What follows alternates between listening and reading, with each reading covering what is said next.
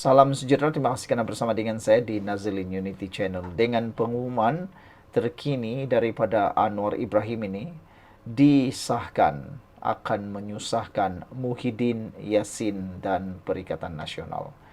Kalau selama ini ramai yang kata Anwar Ibrahim ini kedekutlah, Anwar Ibrahim ini tak mampu bertahanlah, pernah dituduh kononnya Anwar Ibrahim tidak akan mampu bertahan selama 3 bulan, 6 bulan, tapi rupa-rupanya semuanya itu pembohongan belaka. Perikatan Nasional pernah menjangkakan kononnya Anwar Ibrahim hanya mampu bertahan 3 hari, 3 minggu, 3 bulan. Nah, akhirnya sekarang dah mencapai hampir 3 tahun. Kehebatan Anwar Ibrahim dalam mengatur ekonomi Malaysia menyebabkan Perikatan Nasional makin takut. Selain daripada itu, kehebatan penguatkuasaan daripada SPRM, PDRM, Immigration dan macam-macam lagi di bawah kepimpinan Anwar Ibrahim telah membongkar pelbagai jenayah yang lampau yang pernah berlaku di Malaysia oleh pemimpin-pemimpin jerung-jerung besar yang ada di Malaysia juga semakin menakutkan, terutamanya Perikatan Nasional. Sebelum kita teruskan ulasan ini, siapa yang ada masalah kencing manis, gout, tinggi darah, jangan lupa tekan butang produk yang ada dalam video ini. Dapatkan produk itu, saya tak jual produk itu, saya hanya kongsikan kepada anda semua, supaya anda ada persediaan untuk menjelang Syawal, hari raya ini. Jangan pula nanti raya kena gaut kan. Jadi lebih baik sediakan payung sebelum hujan, sediakan ubat atau apa-apa saja yang boleh menawarkan atau boleh membantu anda sepanjang hari raya nanti. Saudara, hari ini Anwar Ibrahim umumkan satu berita paling baik yang ditunggu-tunggu oleh rakyat Malaysia yang menunjukkan bahwa negara kita sudah hampir berjaya pulih. Bayangkan, hari ini Anwar Ibrahim setuju beri duit raya RM500 kepada penjawat awam dan RM250 untuk pesara. Bukanlah sesuatu perkara yang mengejutkan apabila Anwar berikan ini, tetapi sebenarnya ini perkara luar biasa yang harus kita syukuri, walaupun di media sosial, di Facebook, TikTok dan macam-macam, walaun masih menyalak seakan-akan seperti tidak bersyukur dengan pemberian 500 dan 250 ringgit. Ini ada yang menyindir katanya mereka kata pelaburan masuk beratus-ratus bilion tapi hanya ber-500 atau 250 kata mereka. Tapi sebenarnya kita harus bersyukur. Bayangkan saja tahun ini dah berapa kali inisiatif kerajaan membantu kita. Naik gaji ada, naik pemberian bantuan awal ada, macam-macam lah. Hari ini kita dapat lagi RM500, RM250. Bukankah itu satu nikmat yang diberikan oleh Anwar Ibrahim? Ini membuktikan negara kita sedang pulih daripada ekonomi. Jangan-jangan kalau Perikatan Nasional Pembangkang yang memimpin negara ketika ini, kata netizen, khususnya penyokong Anwar Ibrahim, silap-silap hari bulan, jangankan pemberian, diminta beri adalah, kata mereka lagi. Jangan-jangan Tin Milo akan beredar, kata mereka. Ada juga yang uh, menyindir kerajaan yang dipimpin oleh Perikatan Nasional, yang sehingga kini masih tidak ada yang mengumumkan apa-apa pemberian. Hanya negeri-negeri Pakatan Harapan yang sudah memberikan, seperti Selangor, Pahang, dan juga Perak. Setakat ini yang sah itu. Jadi bila lagi Perikatan Nasional, kata mereka. Penjawat awam boleh menarik nafas lega selepas Datuk Seri Anwar Ibrahim hari ini mengumumkan pemberian bantuan khas kewangan Aidilfitri sebanyak RM500 kepada penjawat awam grade 56 yang ke bawah. Perdana Menteri juga tidak melupakan para pesara kerajaan dan bersetuju memberi kebantuan sebanyak RM250 termasuk veteran berpension serta tidak berpension. Kata beliau, melihat kepada pentadbiran kini yang lebih baik dan usaha keras perkhidmatan awam, beliau bersetuju memberi bonus hari raya yang akan disalurkan bermula minggu hadapan. Kerajaan menimbang secara serius walaupun pada hemat saya isu bonus penjawat awam sudah diselesaikan pada bulan Februari, tetapi kerana mengenangkan pentadbiran itu lebih baik hikmat mereka lebih baik dan kesungguhan yang ada, kata Anwar Ibrahim.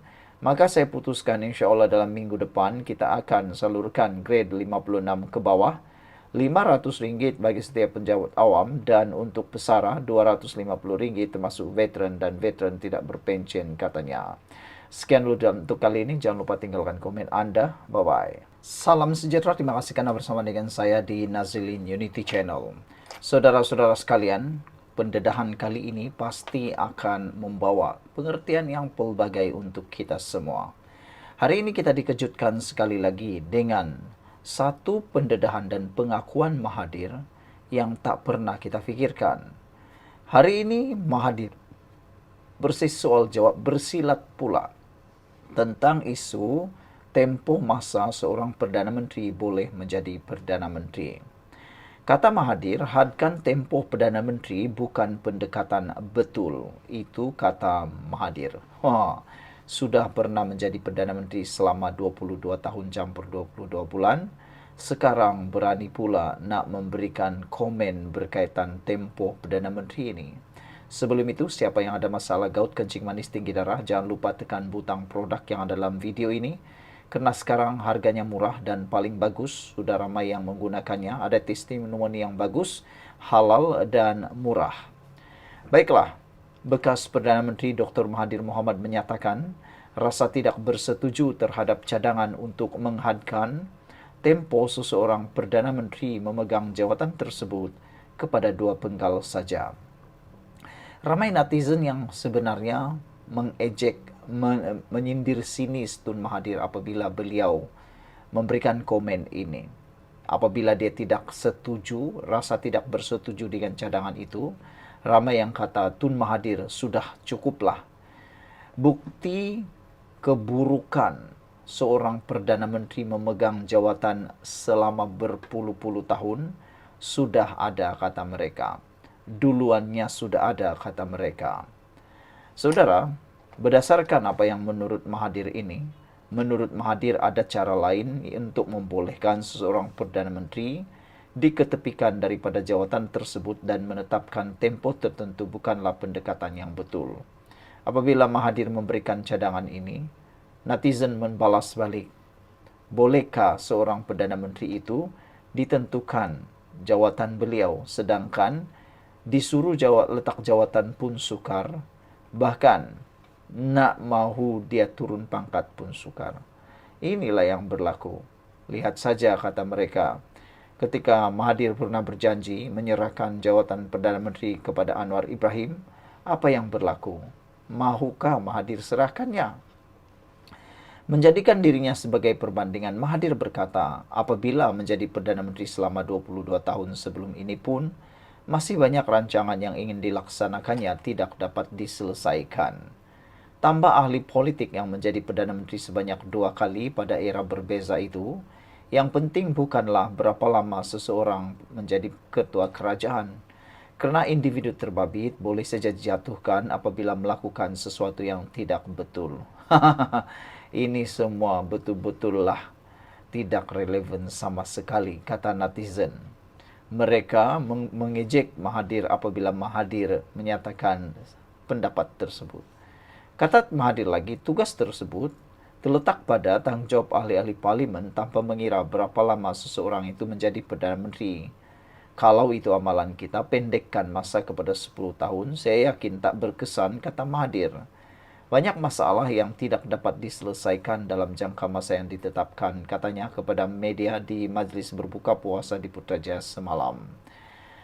Cadangan agar seorang Perdana Menteri ditetapkan hanya berkhidmat selama 2 penggal atau 10 tahun sudah disuarakan semasa Kongres Tahunan DAP di Shah Alam hujung minggu lalu. Perdana Menteri Anwar Ibrahim kemudian menyambutnya dan menyatakan kesediaan kerajaan bergerak ke arah itu, namun memerlukan sokongan 2/3 ahli Dewan Rakyat bagi memindah perlembagaan.